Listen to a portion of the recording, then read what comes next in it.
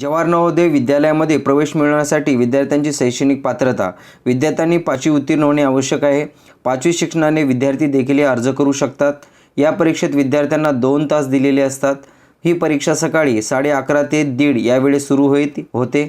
परीक्षा ह्या पार्ट्समध्ये घेण्यात येतात. यानंतर या परीक्षेतील सर्व प्रश्न ऑब्जेक्टिव्ह टाईप असतात, म्हणजे 4 पर्याय दिलेले असतात आणि 4 पर्यायापैकी एका प्रश्नाला टिक करायचा असतो.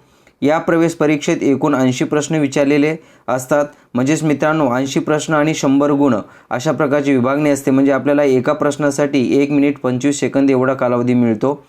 त्यानंतर या प्रवेश चाचणीमध्ये बौद्धिक क्षमता, अंकगणित आणि भाषा यांचे प्रश्न विचारतात. म्हणजे या जवाहर नवोदय विद्यालयामध्ये बौद्धिक क्षमता म्हणजेच बुद्धिमत्ता, अंकगणित आणि भाषा या 3 घटकावर प्रश्न विचारलेले असतात. बौद्धिक क्षमतेमध्ये एकूण 50 गुणाचे प्रश्न येतात आणि प्रश्नांची संख्या देखील 40 असते. या भागासाठी विद्यार्थ्यांना 60 मिनिटे दिलेले असतात. तर अंकगणित या चाचणीमधून 25 गुणांचे 20 प्रश्न विचारले जातात. या भागासाठी 30 मिनिटांचा वेळ दिलेला असतो आणि भाषा चाचणीत देखील 25 गुण विचारते. या विभागात एकूण 20 प्रश्न विचारतात. या भागासाठी 30 मिनिटांचा वेळ देण्यात आला आहे. मित्रांनो, अशा प्रकारचे जवाहर नवोदय विद्यालयाबद्दल माहिती मिळवण्यासाठी सबस्क्राईब या बटनाला क्लिक करा. थँक्यू.